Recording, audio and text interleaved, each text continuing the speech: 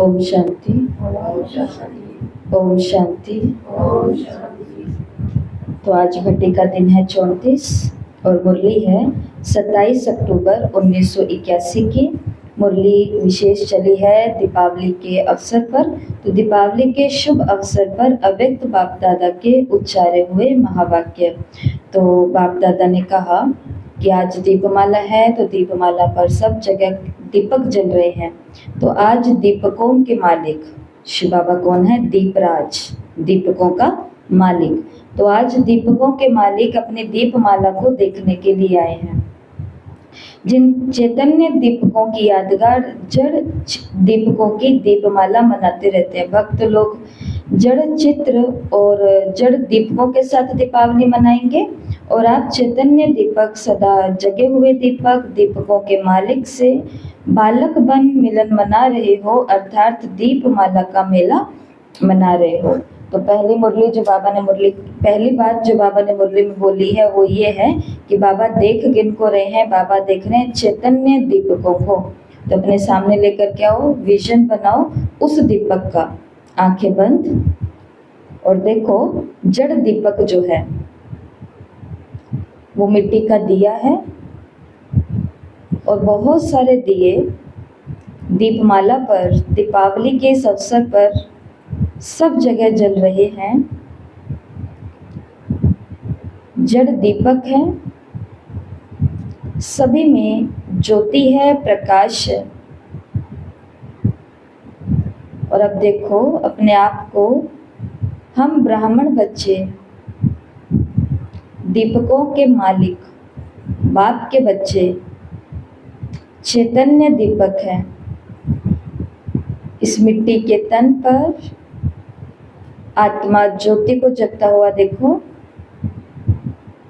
इस अंधियारे जगत में मैं चैतन्य दीपक उजियारा करने वाला हूँ, प्रकाश करने वाला हूँ। हर एक दीपक कितना सुंदर जगमगा रहा है। आंखें खोलें तो बाबा ने कहा बाप दादा हर बच्चे के मस्तक पर ये चैतन्य दीपक को देखते हैं, इस ज्योत को देखते हैं, जागती हुई ज्योत को देखते हैं। कितने भी स्थूल दीपक जगाएं, लेकिन ऐसी दीपमाला जो अविनाशी अमर ज्योति स्वरूप की है, क्या ऐसी कहीं हो सकती है? ऐसी दीपावली, दीपराज और दीप रानियां, ऐसा मेला कभी देखा? तो दीपराज और हम सभी कौन हैं? दीप रानियां। कल था वो रूहानी माशूक और हम सभी रूहानी आशिक।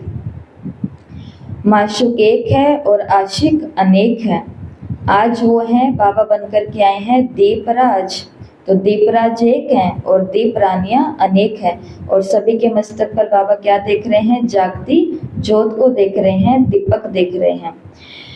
मुरली के अंदर बाबा ने कहा कि बाप दादा सभी को अमर भाव, अमर ज्योति की बधाई दे रहे हैं।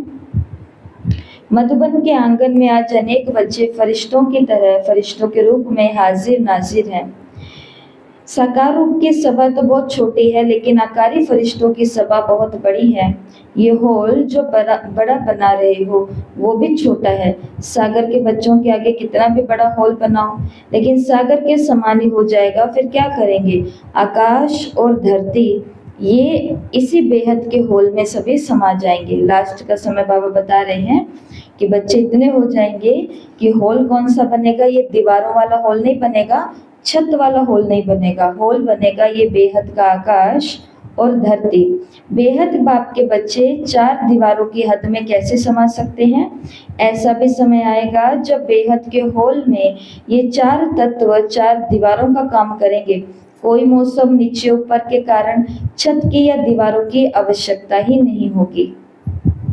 कहाँ तक बड़े बड़े हॉल बनवाएंगे?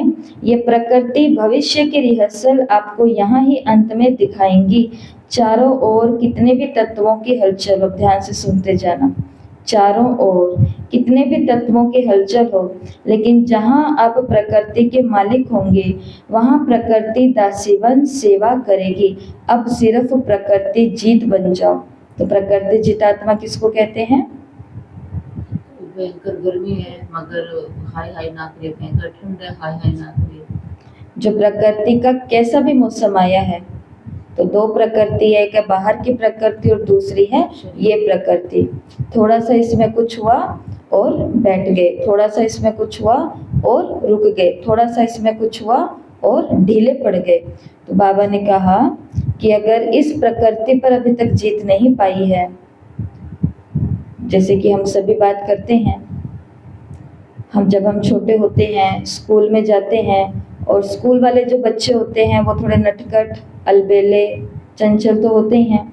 तो सभी ने बच्चों के जीवन में देखी होगी ये बात, अपने आसपास रहने वाले बच्चों के, कि जब वो अपने नटखट पने में या कैसे भी करके होमवर्क नहीं करते किसी कारण से, और वो स्कूल में जाते हैं और स्कूल में जाकर के टीचर उनसे पूछता है कि होमवर्क किस किस ने नहीं किया, वो भी बोलता है कि मैंने भी नहीं किया।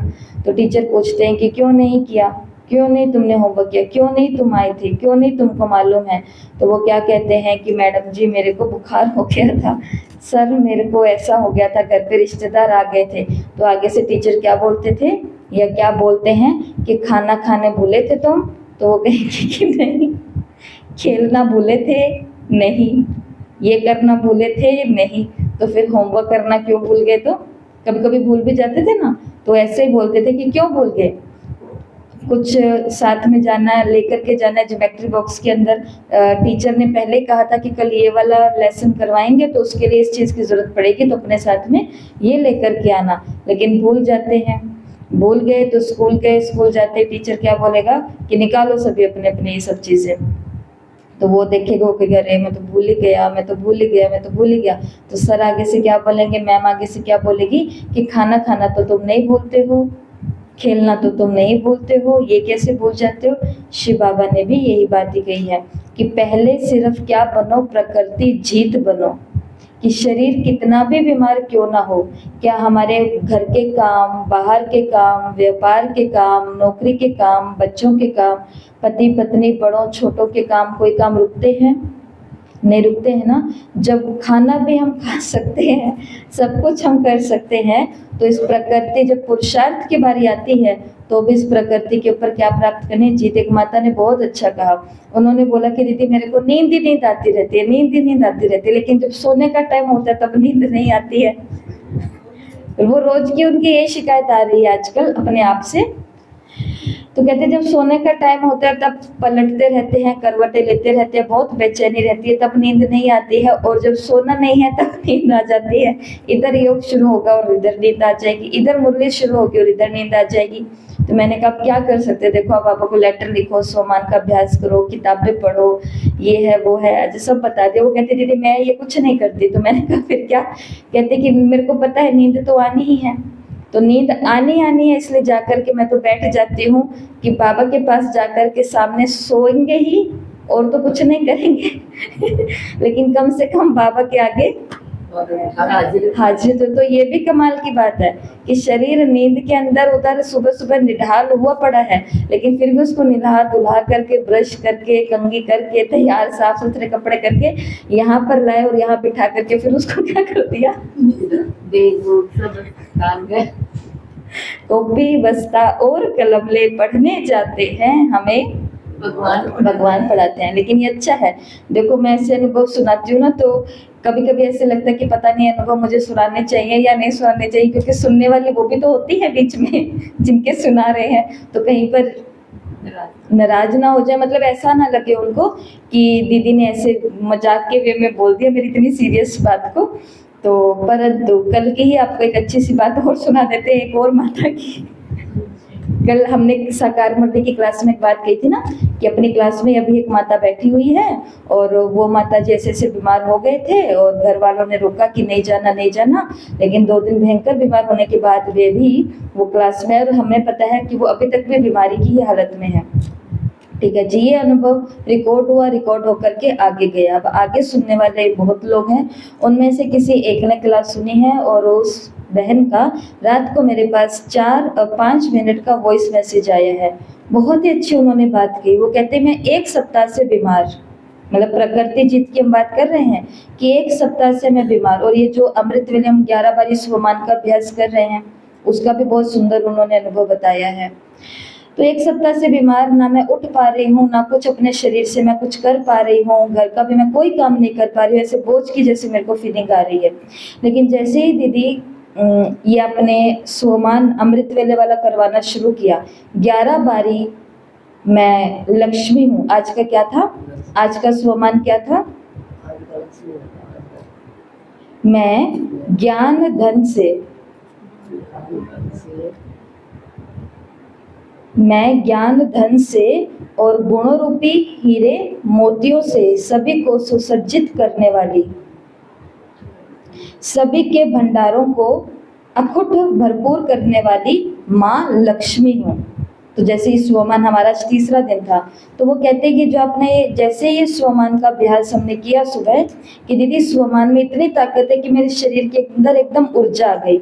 और कहती कि मैं सेंटर भी नहीं जा पा रही थी, पाठशाला भी नहीं जा पा रही थी, तो मैं फिर वहाँ पर भी गई और अब रेगुलर मैं वहाँ पर भी जा रही हूँ अपनी क्लास में, और डेली घर का काम भी कर रही हूँ, सब कर रही हूँ। ये वो सब चीज़ें अपना अनुभव बता रही है। 5 मिनट का उनका अनुभव है। किस आधार पर? कि दीदी आज अपनी क्लास की एक माता का अनुभव बताया ना, तो दीदी मेरा भी यही अनुभव है कि ऐसी हालत में भी मैं गई और बाबा ने मेरी ऐसे मदद की और मेरे को लग ही नहीं रहा कि मैं बीमार हूँ भी अभी तक भी। तो कहने की बात ये है कि ये हमारी कौन है? रचना है। शरीर हमारी कौन है? रचना है। तो शरीर को बहुत कुछ होता है और बहुत कुछ होएगा, क्योंकि समय ऐसा है जहाँ पर अचानक से कुछ कुछ हो जाता है, क्या करें। परंतु बाबा ने कहा कि पहले प्रकृति चित बनो। इस शरीर के कारण, इस बात को अंडरलाइन रखना, जो हम भी याद रखते हैं कि इस शरीर के कारण, मेरी कमी कमजोरी के कारण शरीर को कुछ हुआ, और इस शरीर को कुछ होने के कारण मेरा पुरुषार्थ रुक रहा है, मेरा योग भी नहीं हो रहा, वो भी डिस्टर्ब हो रहा है, मेरी पढ़ाई भी छूट रही है, मेरी सेवाएं भी छूट रही है। तो अभी तक हम इस प्रकृति को नहीं जीत पाए। तो भविष्य के अंदर बाबा ने कहा ये प्रकृति 4 तत्व 4 दीवारों का काम हमारे लिए कैसे करेंगे? उन आत्माओं के लिए नहीं करेंगे। इसलिए कितनी भी गर्मी होती है, जो सेवाएं जो ड्यूटी है वो है। कितनी भी गर्मी होती है, जो सेवाएं जो ड्यूटी है वो है। प्रकृति जीत आत्माओं का कुछ बंद हो जाएगा ऐसा सिस्टम, तो उनको वो हाय हाय वाली फीलिंग नहीं आती। अब गर्मी में गर्मी तो लगेगी, ठंड में ठंड भी लगेगी, लेकिन हाय बहुत गर्मी है, हाय बहुत ठंड है, हाय बहुत बारिश है, हाय बहुत तूफान है, ये हाय हाय वाले शब्द उनको नहीं होंगे, क्योंकि उन्हें पता है समय की पहचान है कि समय कौन सा चल रहा है। तो बाबा ने कहा कि चारों ओर कितने भी तत्वों की हलचल हो, लेकिन जहां आप प्रकृति के मालिक होंगे वहां प्रकृति दासी बन करके सेवा करेगी। सिर्फ आप प्रकृति जित बन जाओ, प्रकृति तो आप मालिकों का आह्वान कर रही है। वो दिव्य दिवस जिसमें प्रकृति मालिकों को माला पहनाएगी। कौन सी माला पहनाएगी? तो प्रकृति माला पहनाएगी सहयोग की, कि हमें सबसे बड़ा सहयोग किसका मिलेगा उस समय? प्रकृति को। और आज भी क्या स्लोगन, क्या लोग बोलते हैं? पहला सुख निरोगी काया। इस प्रकृति की तो बात होती है। तो ये प्रकृति तत्वों की बनी हुई है। तत्व की प्रकृति बाहर के तत्वों का सहयोग ले लेगी अगर आत्मा इसके ऊपर जीत प्राप्त की हुई है। तो बाबा ने कहा कौन सी माला? चंदन की माला पहनेंगे, हीरे की माला पहनेंगे, रत्नों की माला पहनेंगे। प्रकृति तो सहयोग की माला पहनाएगी। जो आप प्रकृति जीत ब्राह्मणों का पाव जहां होगा, स्थान होगा, वहां कोई भी नुकसान नहीं होगा। नोट करके लिखना, रखना इसको।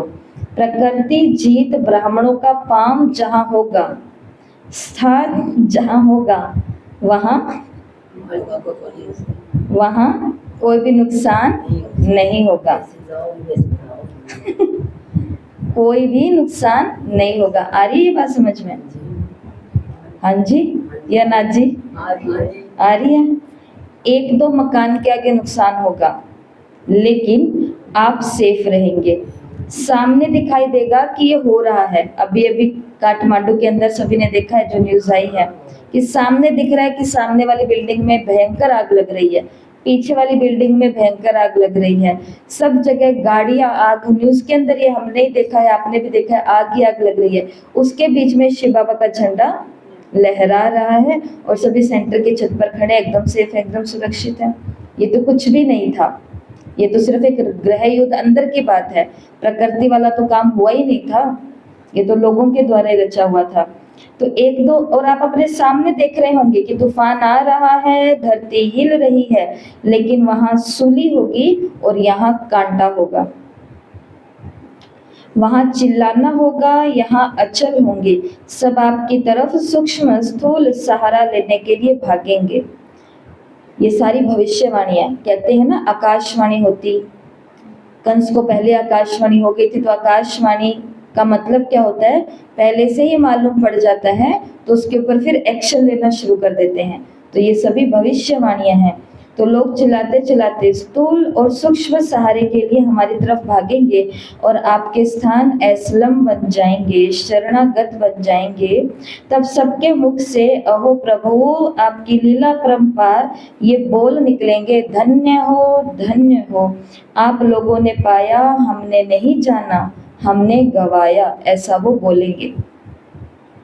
ये आवाज चारों ओर से आएगा। फिर आप क्या करेंगे, विधाता के बच्चे विधाता और वरदाता होंगे। तो विधाता के बच्चे क्या होंगे, विधाता और वरदाता बनेंगे। लेकिन इसमें भी एस्लम लेने वाले भी स्वतः ही नंबरवार होंगे। अब बाबा ने फिर से इंपॉर्टेंट बात कही है, जो अब से अंत तक व स्थापना के आदि से अब तक सहयोग भाव में रहे, विरोध भाव में नहीं रहे। मानना ना मानना वो अलग बात है, लेकिन ईश्वरीय कार्य व ईश्वरीय परिवार के प्रति विरोध भाव के बजाय सहयोग का भाव अच्छा कार्य है। कार्यकर्ता यहाँ के अच्छे हैं, यही कार्य केवल परिवर्तन कर सकता है। ऐसे भिन्न भिन्न सहयोगी भावना वाले वो आवश्यकता के समय इस भावना का फल नजदीक नंबर में प्राप्त कर लेंगे, अर्थात एस्लम के अधिकारी बन जाएंगे। कितनी गहरी बात बाबा ने कही है कि जो बाबा के बच्चे नहीं हैं, लेकिन जिन्होंने हमेशा शुभ भावना रखी है कि ये बीके के जो लोग होते हैं, ये कार्यकर्ता होते हैं, बहुत अच्छे होते हैं, ये स्थान अच्छे होते हैं, वो माने या ना माने, लेकिन कभी उन्होंने विरोध नहीं किया यहाँ पर होने वाले कार्यों का कि हम रुकवा देंगे, हम बंद करवा देंगे, हम निकाल देंगे, हम चलने नहीं देंगे इनको, तो हम बताएंगे, हम ये कर देंगे, वो कर देंगे। बाबा ने कहा ऐसी भावना नहीं विरोध की, लेकिन हम नहीं चल सकते, हम नहीं जाते, इनका अपना ही कुछ है, परंतु ये बहुत अच्छे हैं, अच्छा कार्य कर रहे हैं, कार्यकर्ता भी अच्छे हैं, इस कार्य से परिवर्तन तो हो रहा है। ऐसे उनके अंदर भिन्न भिन्न भावनाएं उठती है। बाबा ने कहा उनको इस भावना का भी फल मिलेगा। कल भी हम यही बात करके गए थे, जब कोई और माता के युगल का अनुभव बताया था कि जो सहयोगी स्नेही होंगे उनके लिए भी ये स्थान खुल जाएंगे और वो पहुंच जाएंगे अपना अधिकार लेने के लिए। तो भगवान भक्ति में कहते हैं भगवान भावना का भाड़ा देता है, फल देता है, इनाम देता है। तो जिन्होंने यज्ञ के लिए भावना रखी कि अच्छे लोग हैं, और लोगों को भी बताते हैं। अभी पीछे अपना एक इंस्टीट्यूट के अंदर कार्यक्रम हुआ, हमने तो सोचा ही नहीं था कि वो इतनी अच्छी भावना रखने वाले हैं संपूर्ण ब्रह्मा कुमारी परिवार के लिए, संस्था के लिए। उन्होंने इतनी अच्छी भावना से बोला कि सामने बैठे हुए जितने भी बच्चे थे उनके अंदर भी एक विशेष भावना का बीज बोया कि ये लोग बहुत अच्छा कार्य करते हैं। यहाँ पर कोई भी ऊपर की चीजें नहीं है, ये पॉइंट टू पॉइंट बात करते हैं। कार्यक्रम इनके ऐसे होते हैं जो शॉर्ट टाइम के होते हैं, पॉइंट टू पॉइंट होते हैं, बात पर बात की और बात खत्म, सॉल्यूशन। जब ऐसी भावना के बीज जो लोगों के अंदर भरेंगे, डालेंगे, ऐसी भावना रखेंगे, तो बाबा ने कहा ये अपना नजदीक नंबर लेने के लिए आ जाएंगे, अधिकारी बन जाएंगे। बाकी इस भावना में भी फिर परसेंटेज वाले होंगे, उसी परसेंटेज के प्रमाण उनको एस्लम की अंजलि मिलेगी। बाकी देखने वाले बाबा ने कहा वो अभी भी देख रहे हैं और वो आगे भी देखते रह जाएंगे।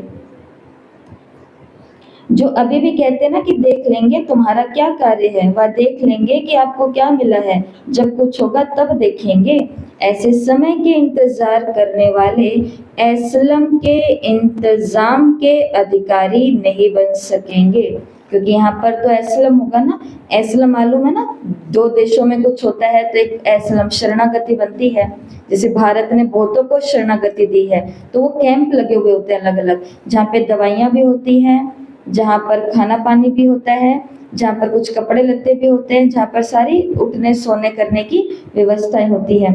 बाबा ने कहा जो अभी तक इंतजार कर रहे हैं ना, देख लेंगे, देख लेंगे, देख लेंगे। बाबा ने कहा एसलम के इंतजाम में वो अधिकारी नहीं बन सके, इंतजाम उनके काम नहीं आएंगे, ये भंडारे उनके काम नहीं आएंगे। उस समय भी वो केवल देखते ही रह जाएंगे।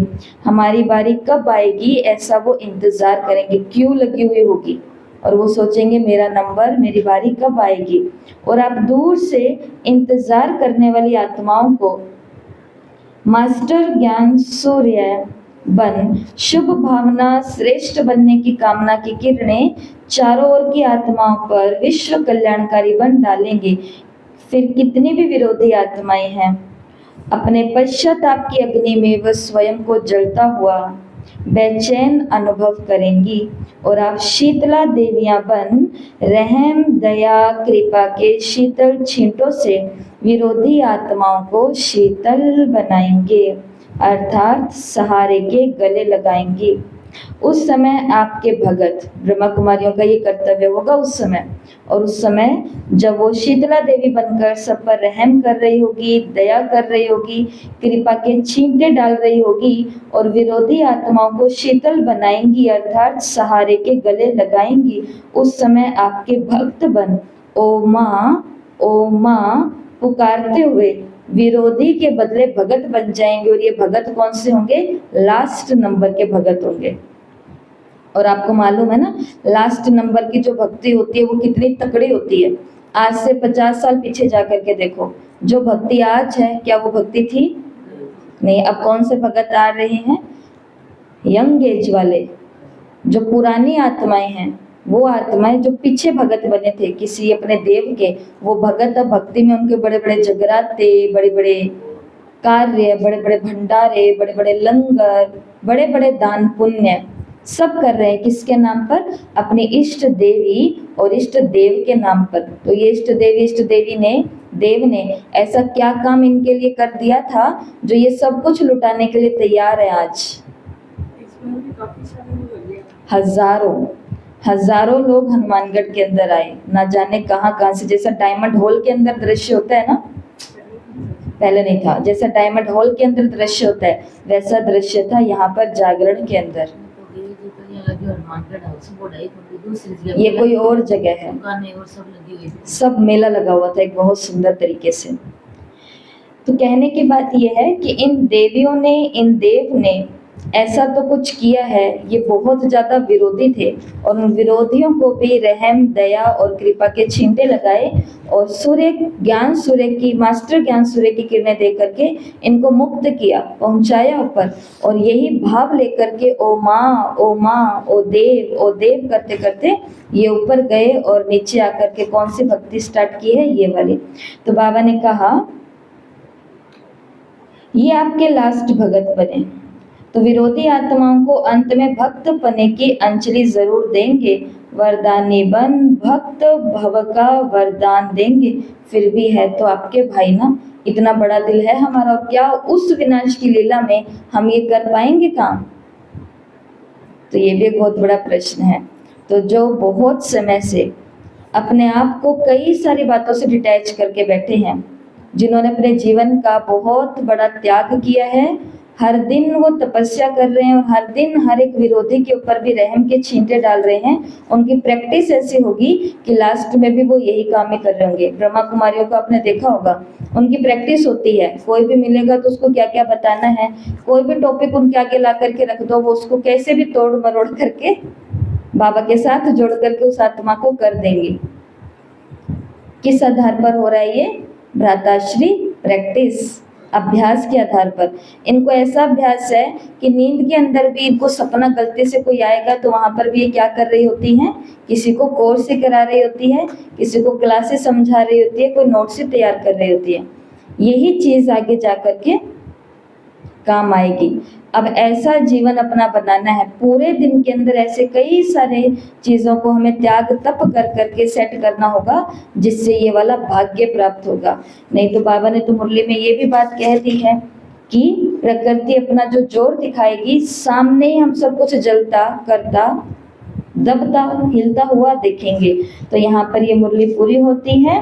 तो बाबा ने मुरली में ये बोला कि अब प्रकृति भी आपका आह्वान कर रही है, तो आप सब भी अब अपनी संपन्न स्थिति का आह्वान करो। अपने संपूर्ण फरिश्ता स्वरूप ऊपर बैठा है, उसके साथ हमें अब अपनी मैचिंग करनी है। अगर अभी तक भी अपनी मोह की रस्सियों में बंधे रहेंगे, कल एक माता ने एक मैसेज भेजा है, लेकिन उन्होंने बोला कि दीदी ये सिर्फ मैं आपसे पर्सनल बात कर रही हूँ, ये किसी और को नहीं पता चलेगी, क्योंकि वो उनके परिवार की है। परंतु वो बात बहुत अच्छी है, तो आपको बता रही हूँ, क्योंकि उनको कोई जानता ही नहीं है। इसलिए उन्होंने कहा कि दीदी थोड़े दिनों के बाद में मेरी बच्ची का फ़ोन आया और उसने आगे से बोला कि मम्मी कैसे हो।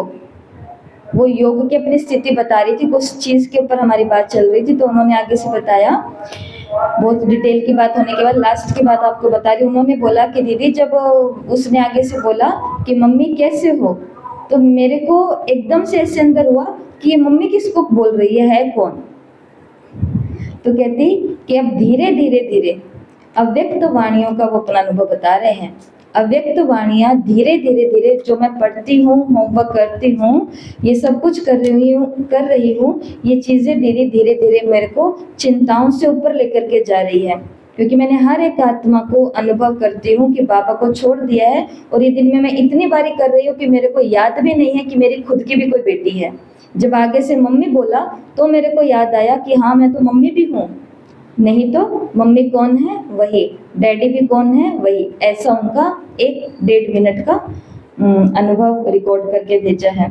तो ये चीज़ बाबा ने मुरली की, ये आपको बात क्यों बताई, क्योंकि बाबा ने मुरली में बोला है कि जब प्रकृति आपका आह्वान कर रही है, प्रकृति जीत आत्माओं का, तो हमें भी अब अपनी संपूर्ण और संपन्न अवस्था का क्या कर लेना चाहिए, आह्वान। हो सकता है ये, हाँ, लेकिन ऐसा काम नहीं करना कि सामने वाले को बोले आप कौन हो, मैं तो आपको जानती ही नहीं हूँ। ये एक स्थिति की बात उन्होंने अपनी बताई, ये एक स्थिति है। और अच्छी बात है कि अपनी स्थिति की बात उसी से कर रहे हैं जो हमारी स्थिति बनाने में हमारी हेल्प कर रहा है। निमित्त से हम बात कर सकते हैं, है ना, तो वो बात अलग होती है। परंतु ये एक अवस्था की बात है जो ब्रह्मा बाबा के साथ होता है, जो बाबा के बहुत सारे बच्चों के साथ होता है, कि चीज़ों में है, जिम्मेवारियों में है, लेकिन सारी जिम्मेवारियां भी किसको दे रहे हैं, बाबा को। एक होता है संकल्प कि बाबा ये बच्चे तेरे हैं, और एक होता है समर्पण कि जब सोचना भी नहीं पड़ता कि ये बच्चे तेरे हैं। इसमें क्या सोचने की बात है, सोचना थोड़ी ना पड़ता है कि ये तेरे, अब कह दिया जब पहली बात कि तेरा ही है, इसका मतलब तेरा ही है। रोज रोज कहना नहीं पड़ता है, समर्पण में, संकल्प में रोज रोज करना पड़ता है। तो ये रही है आज दीपावली की मुरली। तो बाबा किसको देख रहे हैं, चैतन्य दीपकों को देख रहे हैं। तो हमें भी सदा जागती ज्योत बन करके रहना है। जागती ज्योत का मतलब है होश में रह करके सारे काम करने हैं। बेहोशी में सारे पाप होते हैं, बेहोशी में इंसान भटक जाता है। हर एक विकार है वो क्या करता है, बेहोशी में लेकर के आता है थोड़ा थोड़ा।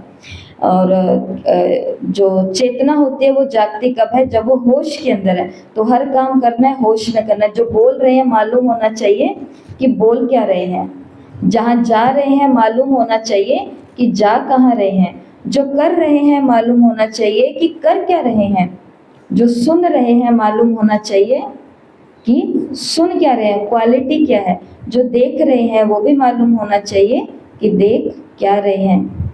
अगली बात, जिनके साथ में बैठे हैं तो संग को भी देखना है कि कहाँ पर हूँ, हंसों के साथ हूँ या बगुलों के साथ हूँ। तो बगुलों के साथ बैठेंगे तो संग का रंग लगेगा, हंसों के साथ बैठेंगे तो संग का रंग लगेगा। और जिसको ना हंस के साथ बैठने का शौक है ना बगुलों के साथ बैठने का शौक है, दोनों ही संगठन नहीं है, तो उसको किसके साथ बैठना है, हंसराज के साथ, शिव बाबा के साथ बैठो तो उसी का ही रंग लगेगा। तो ये होते हैं चैतन्य दीपक जो सदा जागते रहते हैं। तो शिव बाबा है दीपराज और हमें दीप रानियां।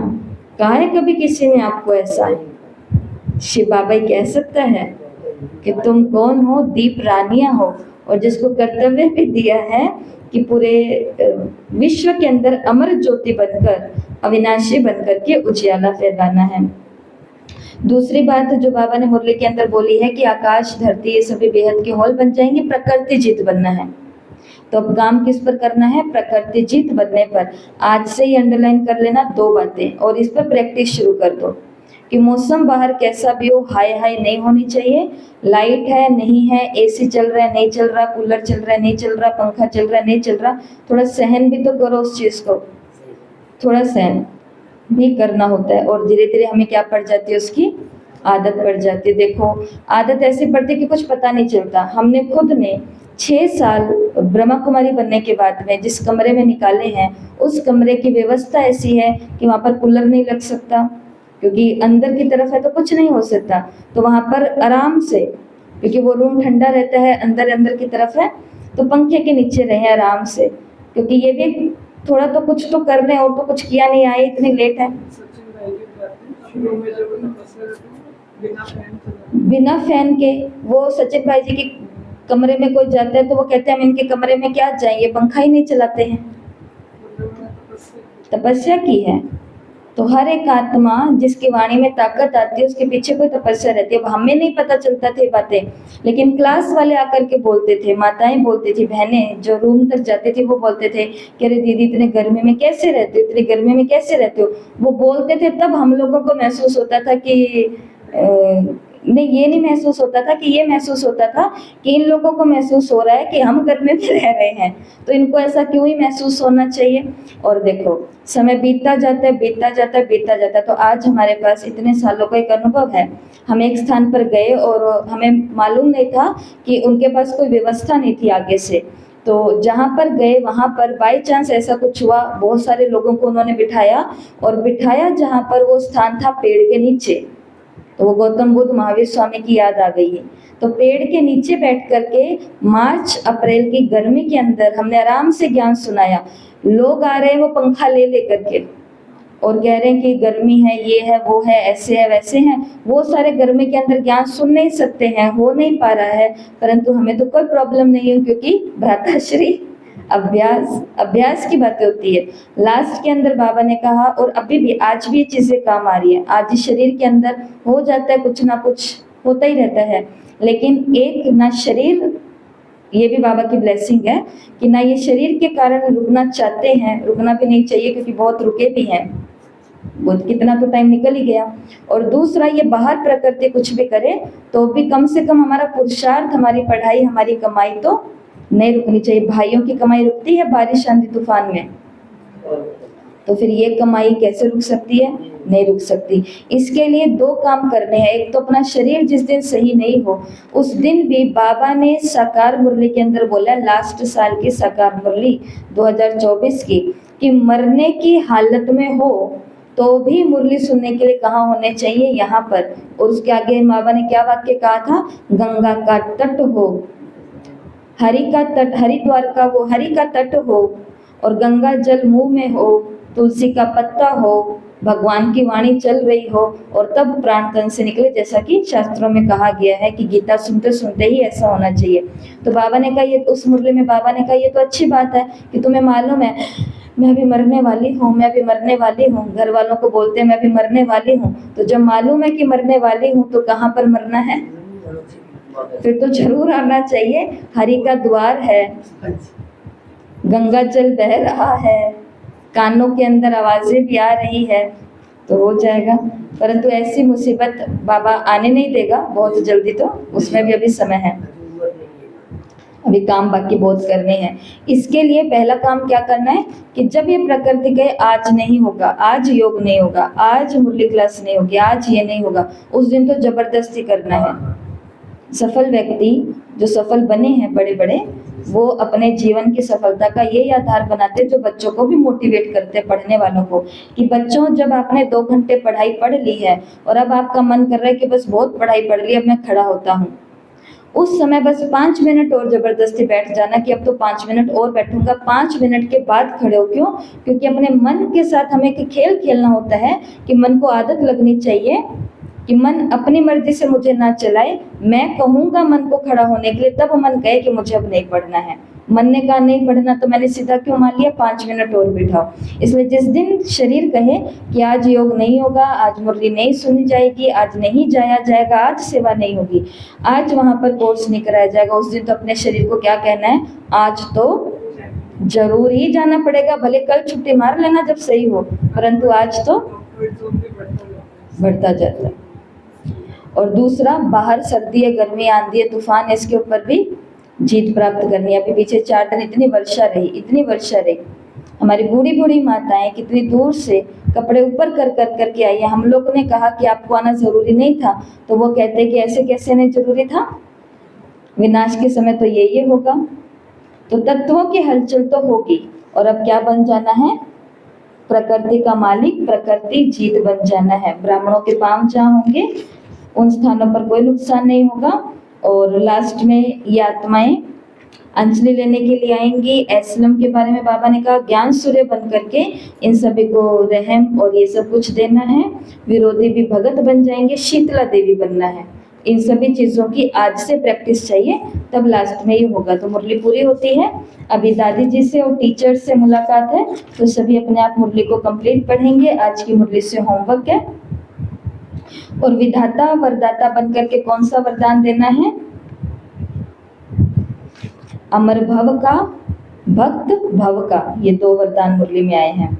तो आज का पहला होमवर्क है वो ये है, आकाश और पृथ्वी के बेहद हॉल की सभी को कल्पना करनी है कि ये आकाश और ये धरती क्या बन चुके हैं, बेहद का हॉल बन चुके हैं। प्रकृति के तत्व चारों ओर की दीवार बन चुके हैं। कौन से तत्व प्रकृति के, बाबा ने कहा प्रकृति के 4 तत्व।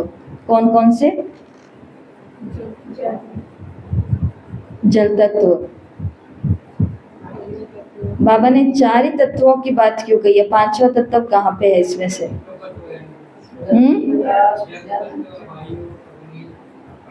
जल तत्व तो पूरा एक जगह ही हो जाएगा। बाबा ने कहा 4 दीवारों से तुम्हारा ये होल तैयार हो जाएगा। प्रकृति के 4 तत्व, 4 दीवारें बन जाएंगी। प्रकृति के तत्व कितने होते हैं, 5। और बाबा ने कहा प्रकृति के 4 तत्व दीवारें बन जाएगी। कौन कौन से प्रकृति के 4 तत्व दीवारें बनेगी वो बताओ।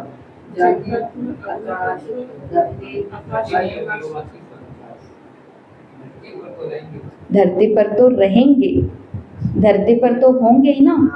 तो ये आकाश, ये वायु, ये अग्नि और ये जल, ये सब क्या बन जाएंगे, ये 4 दीवारें, छत्र छाया जो आकाश है, ये सभी क्या बन जाएंगे, छत्र छाया बन जाएंगे, दीवार बन जाएंगे। तो आज सभी को यही काम भी करना है। मुरली में वर्णित आकाश और पृथ्वी बेहद होल बनेंगे, इस टॉपिक को उठाना है और मन के अंदर कल्पना करनी है। चित्र या शब्द के माध्यम से अपनी रचनात्मक व्याख्या करनी है और पोस्ट करना है। आप इसके ऊपर कुछ लिखना चाहो शब्दों से तो लिख सकते हो, और आप इसके ऊपर कोई चित्र बनाना चाहो तो चित्र बना करके आज ग्रुप के अंदर पोस्ट करना है। क्या ये काम हो सकता है? हो सकता है ये। तो प्रकृति में आकाश और पृथ्वी बेहद का होल। और अगला काम है आध्यात्मिक शरण स्थल। एक आध्यात्मिक शरण स्थल पर छोटी सी कहानी या निबंध लिखना है। एक ऐसा आध्यात्मिक स्थल जहाँ पर आत्माओं को शांति मिलती है, जो जैसा कि मुरली के अंदर बाबा ने सब आज वर्णन किया है। तो वो आध्यात्मिक स्थल कैसा होता है, कैसे वो स्थल बनते हैं शरणागति के, तो उसके ऊपर आज आपको क्या लिखना है, निबंध लिखना है, ऐसे लिखना है या छोटी सी कहानी लिखनी है। ठीक है, बस ये 2 ही काम आज की मुरली से। ओम शांति। ये भी जो सकार मुरली का आपने वो बताया,